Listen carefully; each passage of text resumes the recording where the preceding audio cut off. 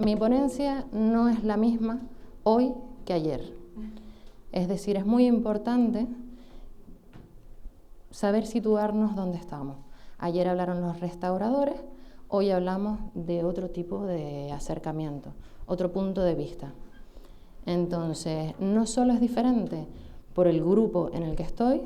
Si veis que pasan los 20 minutos, yo lo primero que quiero hacer, antes de que me quiten la palabra, es darle las gracias porque yo vine hasta aquí solo para ver a verlos a ustedes. Ya se lo estaba diciendo a Maribel, que estaba emocionada porque iba a escuchar a grandes de la CAL que saben de lo que están hablando y iba a aprender muchísimo. Entonces ya me pueden parar cuando quieran. Hoy mi ponencia también es diferente porque ayer a las 8:30 salimos de aquí y salí rascada. Y a las 9 yo ya había resuelto y tenía mi versión 8 de la ponencia. Porque un gran maestro de la CAL me dijo que los técnicos, que en su familia no había ningún técnico, porque los técnicos no trabajamos. Y me fui enfadada para mi casa. Y ahí cualquier persona hubiese ido y hubiese dicho, pues este tío es gilipollas, y se da la vuelta y ya está. Pero yo me fui para mi casa enfadada, porque puede ser que hasta cierto punto tenga razón. Es decir, ¿qué hacemos los arquitectos? Pero sobre todo, ¿qué hacemos las personas? ¿No? Porque primero somos personas que somos arquitectas. ¿A qué nos dedicamos? O sea, ¿cómo se llama lo que hacen los arquitectos? Yo creo que siempre en la carrera lo que me enseñaron es que nosotros proyectamos. ¿Y qué es eso? En realidad, ¿proyectar qué es? Y entonces me di cuenta de que mi presentación estaba toda mal. Y que el nexo común, porque yo siempre he estado para acá, para allá, para acá, para allá. Y mi nexo común, he estado en centros de investigación, he estado haciendo obra, he estado en la universidad, he estado, y cada vez que alguien me pregunta, ¿y tú qué? Yo no sé. Yo estoy aquí y después allí y no sé situarme exactamente. Entonces tengo una presentación que se llama Ventajas Climáticas de la CAL y me quedo muy chiquitita con todos ustedes ahí delante.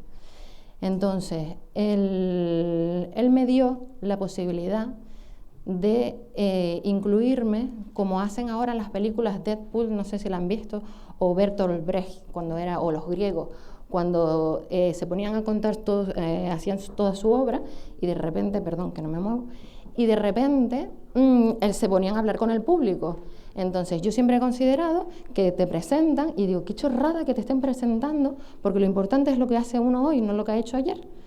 Pero esta vez sí que he necesitado incluirme a mí personalmente para poder hablar de lo que vinimos a hablar, que es nuestro proyecto de cómo sacamos las cales de las tuberías. Entonces, antes de eso, necesito que vean mi punto de vista.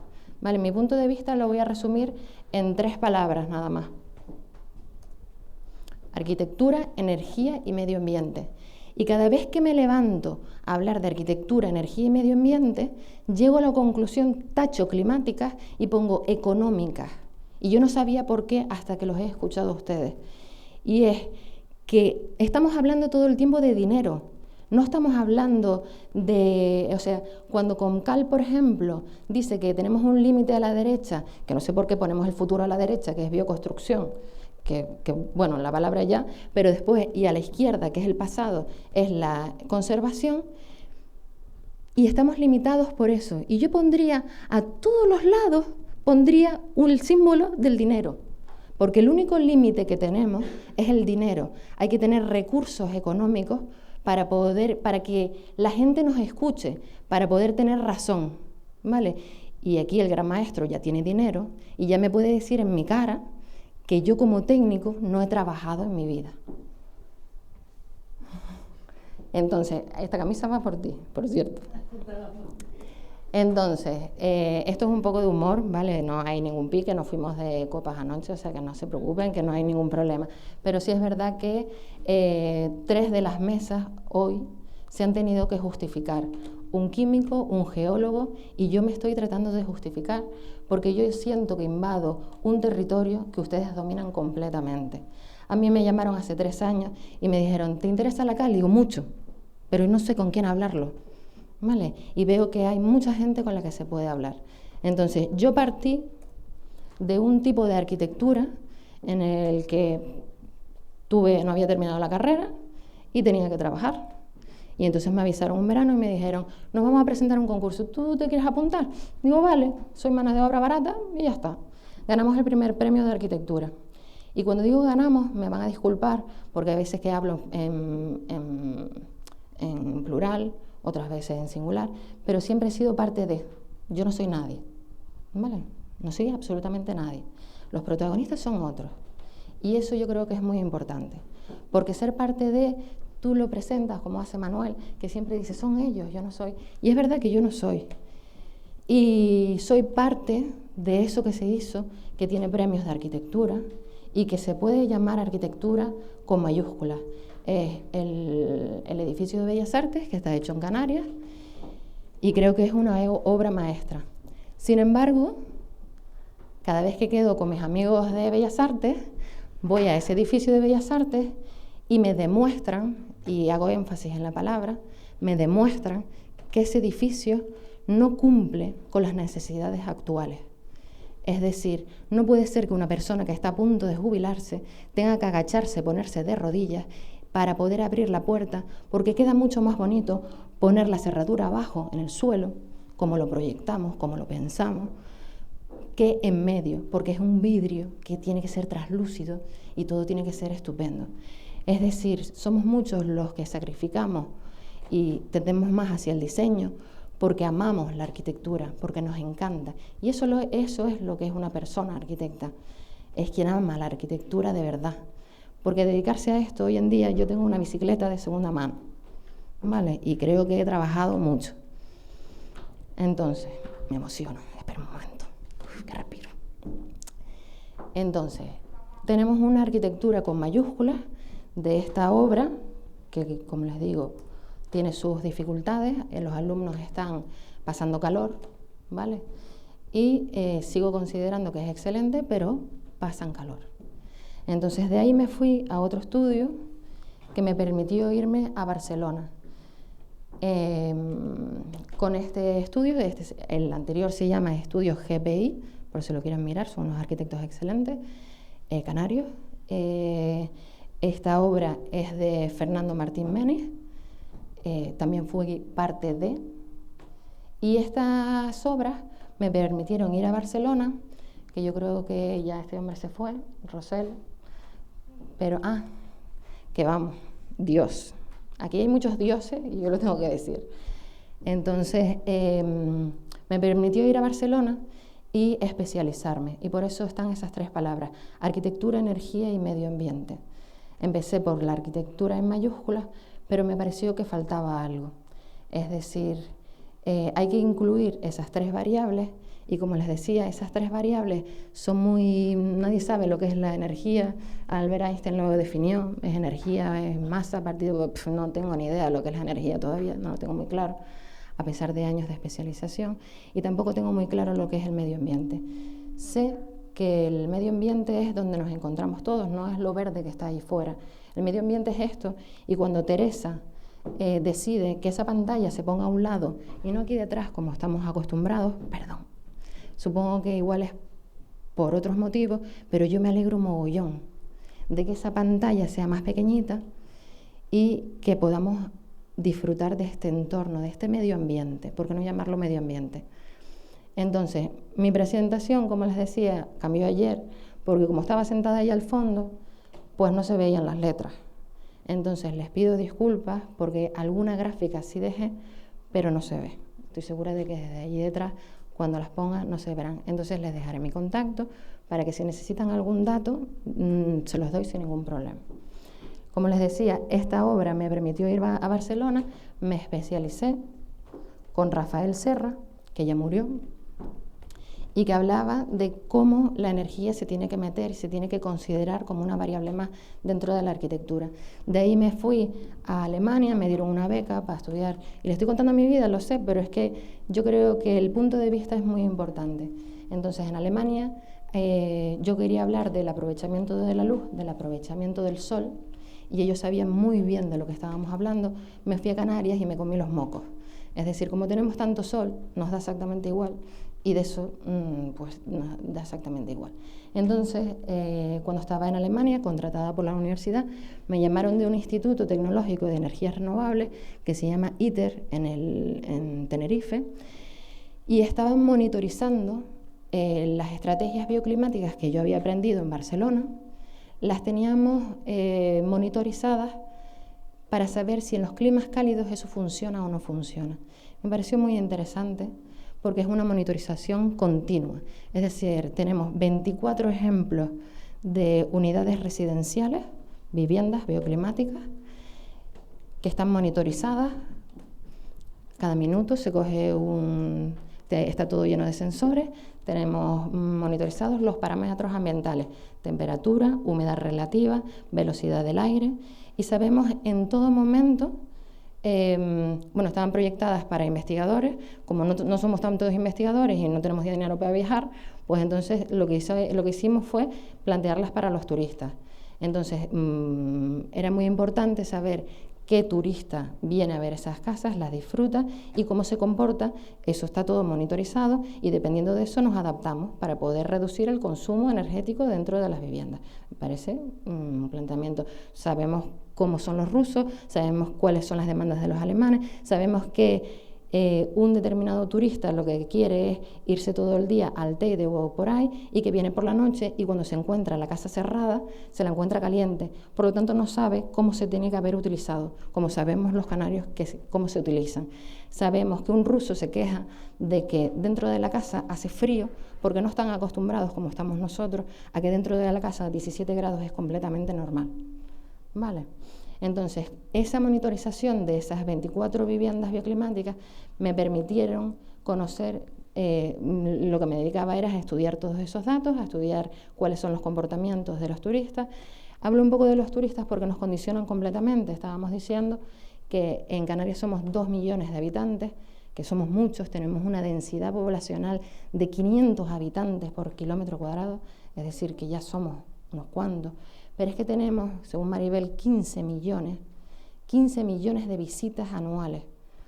¿Eso qué significa? Pues desde el punto de vista, estamos saturados, pero desde el punto de vista de los recursos, el recurso más importante, que es el agua, significa que nosotros somos capaces de consumir desde 100 a 150 litros día por persona, pero es que los visitantes consumen desde 200 a 250 litros diarios, y son 15 millones. Por lo tanto, tenemos que buscar el agua y tenemos que buscar soluciones para ese agua.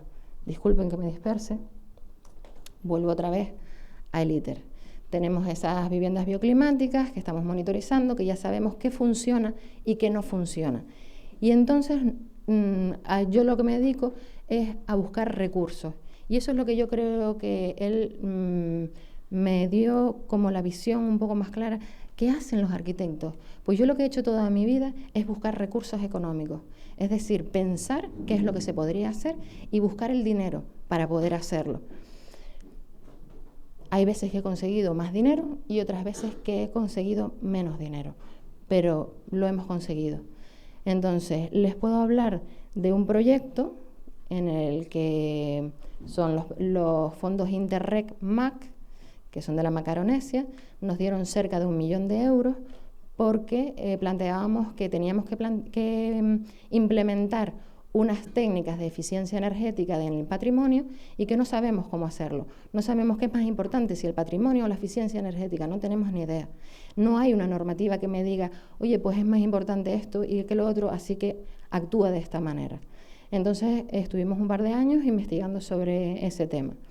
Después tenía un proyecto que se llamaba MacLab, que era la implementación de energías renovables en la edificación. También estuvimos con el tema del COVID, las casas se cerraron y se convirtieron en lo que se llama un arca de Noé. Es decir, las casas bioclimáticas tenían un interés muy particular para mí, y era que podíamos determinar si la arquitectura bioclimática funciona mejor o peor con usuario. Es decir, nosotros tenemos una teoría de una serie de estrategias bioclimáticas que hemos puesto en un sitio para ver si funcionan o no, que tenían un tiempo, y a partir de ahí pudimos determinar si el usuario, es decir, quien habita esas viviendas, empeora el comportamiento de esa casa o lo mejora. Es mejor que esté o que no, lo empeora. Si no tiene conocimiento de cómo tiene que tratar, cómo tiene que usar esa máquina de habitar que decían. Entonces, tenemos el 1.000.000 de euros, tenemos que tener recursos para poder... Pero también tenemos que demostrar que lo que estamos diciendo es verdad. Y yo creo que eso hablábamos un poquito ayer. ¿Qué diferencia hay entre un producto de la cal y otro a la cal? ¿Qué diferencia hay entre que yo diga como arquitecta que sé o demostrarlo? Y nosotros tenemos que demostrarlo continuamente.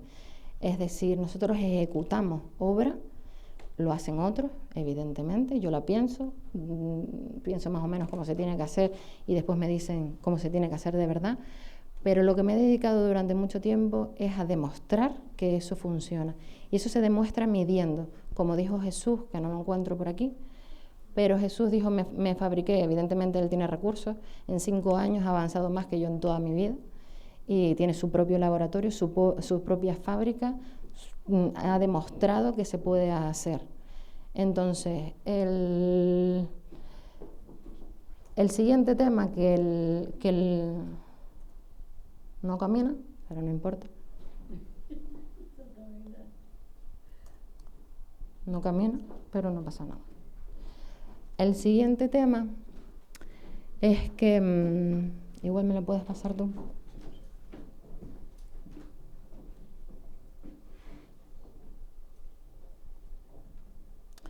Como les decía, los recursos económicos son nuestro factor limitante para la cal y vengo a decirles que hay un mogollón de pasta, que tenemos recursos económicos y que por favor se pongan las pilas para poder coger esos recursos económicos. Yo no sé cómo ocurre en otras comunidades autónomas, pero mientras estaba yo jugando en el en el Instituto Tecnológico y de Energías Renovables con la monitorización y midiendo parámetros, resulta que salió una plaza de arquitecto en el Gobierno de Canarias y en 3 días decidí que me iba al Gobierno de Canarias, porque quería ver el otro lado. Es decir, yo me había dedicado toda la vida a buscar recursos para poder hacer lo que me gustaba y me quería poner en el otro lado, que son los que dan el dinero. Es decir, cómo se hace la normativa, cómo se hacen las bases de una convocatoria de ayuda, cómo se hacen por qué se está subvencionando la fotovoltaica y no se está subvencionando que disminuyamos el consumo energético. ¿Por qué? ¿Por qué ocurre eso? Hay en mi consejería, solo en mi consejería, que es la de transición ecológica, solo en mi unidad administrativa, hay 600 millones de euros y lo que hacemos es trasladar todos esos fondos, porque como no llega el dinero a donde queremos, es decir, hay un programa que se llama PRE, otro que se llama PRE 5.000, que son para municipios de menos de 5.000 habitantes, y resulta que los millones que se han metido en esos programas los tenemos que pasar a fotovoltaica porque no se gastan, porque todo lo que tenga que ver con la envolvente térmica no se gasta. ¿Y por qué ocurre eso? No tengo ni idea, pero me parece que es porque tenemos que estar todo el rato explicando, justificando que si tú tratas la envolvente del edificio, quizás no tienes que usar tanta energía. Entonces, les voy a hablar del mecanismo de recuperación y resiliencia. Eso es un mecanismo, se llama de recuperación porque tras el COVID nos teníamos que recuperar económicamente. Es decir, es de recuperación y es de resiliencia. Ya no se habla de sostenibilidad, sino de resiliencia, porque ya hemos agotado la sostenibilidad. Hay un especialista también catalán, Andreu Escrivá se llama, y ha escrito un libro que se llama Contra la sostenibilidad, porque la sostenibilidad ya se ha gastado como término, ya no sirve la sostenibilidad, ya no tenemos que sostener durante más tiempo este sistema, esta forma de hacer las cosas. Así que nosotros nos tenemos que levantar, los de la cal, y decir, vamos a hacer buena arquitectura, vamos a saber de lo que estamos hablando. Vale, tengo que ir terminando, así que lo único que les tengo que decir es el DNSH se basa, si ustedes quieren poder acceder a esos recursos económicos que existen. En mi comunidad autónoma les digo que solo en la consejería hay 600 millones. Sé perfectamente por las conferencias sectoriales que hay muchos millones que repartir en todas las comunidades autónomas y que no se está aplicando la envolvente edificatoria porque no hay quien la aplique, porque no hay quien proponga, haga propuestas, solicitudes para poder hacer un tratamiento de la envolvente edificatoria. Entonces, el DNCH se tiene que cumplir, son 6 objetivos medioambientales y es un cuestionario de autoevaluación en la que nosotros, que ya somos grandes, decimos que somos responsables y que cumplimos y lo tenemos que demostrar. Y lo que les digo, para poderlo demostrar hay que medir y demostrar que se puede hacer. Entonces, el proyecto que les venía a presentar es un ejemplo nada más, es en el que sacamos cales de las tuberías. Esto es una foto de Jordi Bernadó y son las condiciones, las consecuencias que trasladamos sobre, por ejemplo, la arquitectura, la fotovoltaica, cuando extraemos litio y las consecuencias que tienen en otros lugares del mundo. Esto es en Argentina. Una foto excelente de un problema bastante importante. Bueno, como les dije, iba a quitar todo lo que pudiese ser gráfica. Esta es la sección de la cal que hemos sacado de las tuberías. Sacamos, como les dijo ayer Maribel, medio centímetro al mes. Por lo tanto, estamos hablando de toneladas de materia prima que tenemos que sacar. Ana les va a hablar ahora de una buena forma de certificar la calidad de las cales. Y nosotros, como les decía, hemos tenido que demostrar, pensar primero qué es lo que se podría hacer con esto y después hemos demostrado que se puede hacer cal, que se puede fabricar morteros, que se puede aprender, ¿vale? Y que se tienen que medir todos esos morteros. Se tienen que medir en laboratorios, se tienen que medir... una cosa que es lo más importante que yo creo es que siempre estamos hablando de lo transpirable que es la cal, pero no se habla de cómo la cal difumina todo el calor antes de transmitirlo al cielo interior.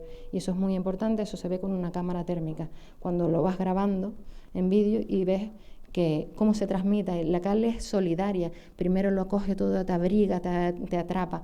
Y es lo que estaban diciendo, yo me quedo con un par de frases. Comcal decía que la cal es promiscua. Efectivamente, la cal la podemos meter por donde nos dé la gana.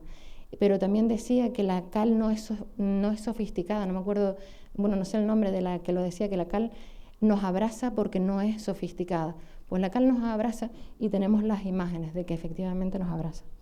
Disculpen el rollo. ¿Cuál es cuál? La cal es esta. Vale. Se tiene que ver en vídeo. Le he dicho, si necesitan cualquier dato de las monitorizaciones continuas, de los ensayos en laboratorio, de la densidad aparente, porque traíamos de todos los morteros, de las diferentes cales, y de lo que venía yo a hablar, que es la única diapositiva que he puesto, que son cuáles son las ventajas climáticas. En todo momento habría que tachar y decir, porque las climáticas ya las conocemos, las ventajas económicas, porque a lo largo del tiempo nos vamos a ahorrar mucho dinero si hacemos lo que tenemos que hacer. Disculpen y muchas gracias. Muy bien, muchas gracias.